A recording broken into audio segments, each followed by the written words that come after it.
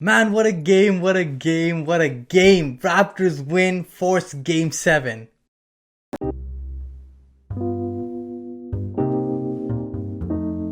The Raptors win 125-122 against the Boston Celtics in an epic double OT game 6 thriller. And this was a game where you were on the edge of your seat.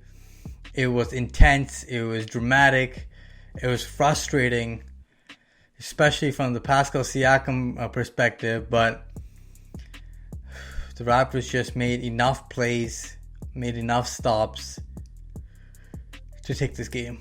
And let me tell you, it was not easy. It was a grind out game. Lowry, Tatum, and Siakam played the entire second half as they were just grinding it out on both ends. And Nick Nurse was making some huge plays. He made a huge challenge on the foul that was called on Tice. The foul that was called on Norman Powell on Tice that would have led to free throws. Good challenge, led to a jump ball and saved the possession right there and saved some free throws. But the Raptors just made enough plays in this game. I can't say that enough. And it was their grit and their grind and their championship pedigree that won this game. This was a game that if you're not a championship team, you cannot win this game. And honestly, Kyle Lowry, the champ, put the team on his back. Can't you see the number? He put the team on his back right there, number 7, and he came clutch in this one. He hit the huge fadeaway over Kemba Walker to give the Raptors the lead for good, as the Raptors just iced it after that. And shout out to Kyle Lowry, man. He is just balling out there tonight. 33 points, 8 rebounds, 6 assists, and 6 threes. Your MVP tonight by like a huge margin. He was just amazing on both ends, drawing charges, getting steals, playing with 5 fouls without fouling. Just epic, and just pure leadership. He was getting doubled. He was making the right plays. And he was not afraid of the moment right there. Kyle Lowry stepped up, and he stepped up big. And that's your point guard right there. The Bay Street Bulldog, the Raptors GOAT, Kyle Lowry. Just going through this game, the Raptors were down early. They couldn't get that lead, that deficit cut at the half. And the Raptors in that third quarter, they stepped up big time. Marc Gasol, who was trashed the first half, stepped up huge in that third quarter. Hit a 3, was making plays, hitting jumpers, and just scoring in general was just huge for Marc Gasol at this point, as he was frustrated in that first half, almost ripped his jersey, went to the locker room, calmed down, came back. In the second half, Nick Nurse put him in, and he responded big time. Hit some big shots, played some great defense. And that's the Marc Gasol we've been missing, but he couldn't play the rest of the game because the Celtics tried to go small ball, and you can't play Marc Gasol on that because he's not hitting his shot consistently enough, and he's not attacking the glass enough for the Raptors to have Marc Gasol on the court. But Serge Ibaka in that first half, if it wasn't for him playing on that bad ankle, I don't think the Raptors win this game, because he came out huge, hit 3 threes in this one, like almost like back to back, and it really brought the Raptors back into the game. They really need some offense from that position, and Serge Ibaka brought it. And instantly when he was subbed in, he got 2 big blocks on Jaylen Brown. He was just active around the defensive end and amazing on the offensive end.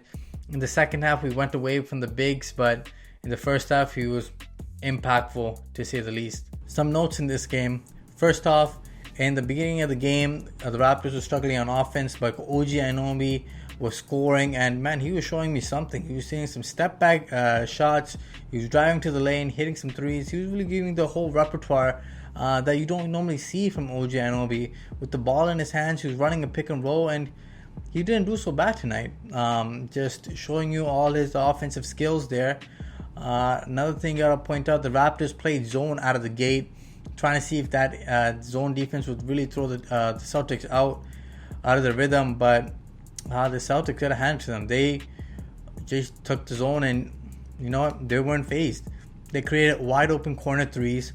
Marcus Smart hit like 2 or 3 corner threes, and then Jaylen Brown hit one, and then Tatum hitting him as well, and then they were just killing it from the corner three, and they exposed the Raptors zone, and they attacked the offensive rebounding because Raptors zone defense is weak on that, and Tice and the other bigs for the Boston Celtics did a great job of getting those extra possessions, and the Raptors died by the zone there, and then after a while the Raptors just couldn't run the zone as they just had to go man to man because they were just getting killed either from the three or just out like offensive rebounding. Another huge supporter in this game, other than Kyle Lowry, the second best player tonight was Stormin Norman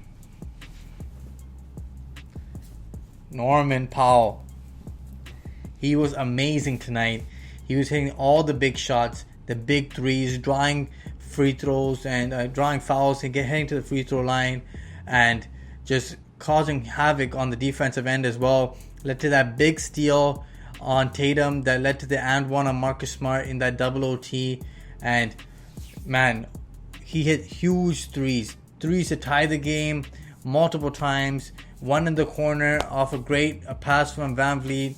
Then OG Anunoby spins in the lane, kicks it out to Norman Powell with Tatum contesting. He still knocks it down. Norman Powell was huge, 23 points, 6 of 11 shooting, 3 threes. Can't say enough. Stormin Norman, you're number 2. You're Robin tonight to Kyle Lowry's Batman. But Pascal Siakam, multiple opportunities to win this game.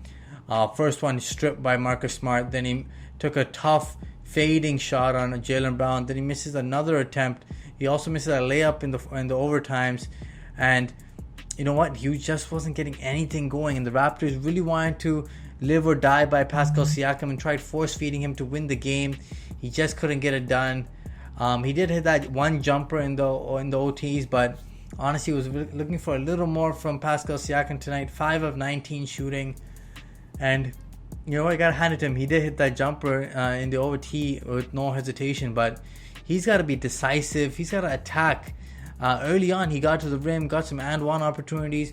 He's got to keep on attacking. He's close. He's very close. Just got to see that ball fall to the hoop, and he can't get discouraged. But his defense was great. He was switching. He was causing. He was contesting without fouling. He's doing a great job tonight of contesting jump shots without fouling in this one.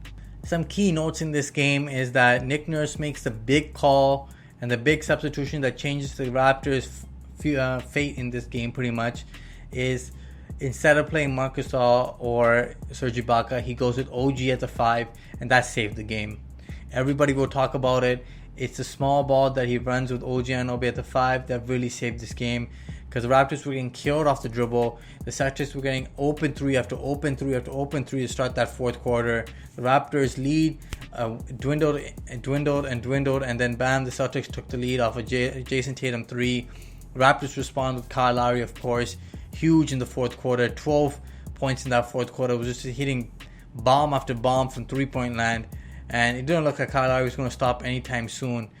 And the Celtics were just keeping it up with their threes, and it was just because they were doing some fake screens, some slip screens, and they were just dribbling and beating guys off the dribble. Whether it was Kemba or Marcus Smart, and the ball just got rotated to an open 3, and they just kept knocking it down.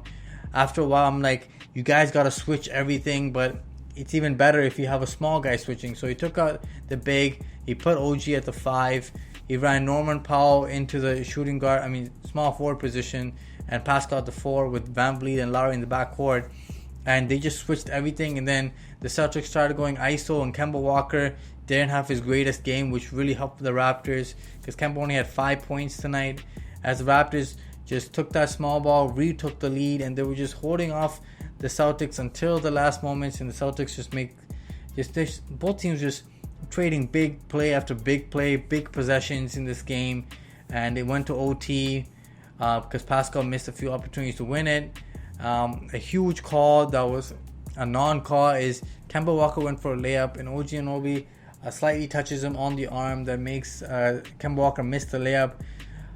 A huge non-call. I don't know how much contact and impact the OG Anunoby touching Kemba Walker on the hand did, but he missed it.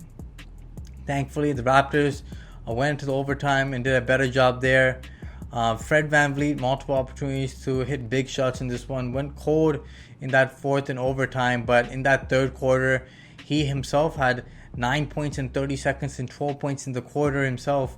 Back-to-back threes, a huge flagrant foul that he got tons of points on. He did some damage there, but he didn't shoot the ball anywhere close to efficient. 7 of 22. He really needs to improve his shooting. Raptors really need his scoring going forward, because his defense is good, but you need some more scoring from him, especially him as a three-point shooter. Otherwise, the Raptors did a great job defending and scoring in the overtimes. They just did enough to win the games. The Celtics were an elite team and the Raptors an elite team. Both teams trading baskets, but Kyle Lowry comes through and takes Kemba Walker into the post and hits that big fadeaway jumper to give the Raptors the lead for good. Norman Powell hits tons of free throws in the clutch, and the Raptors defended, and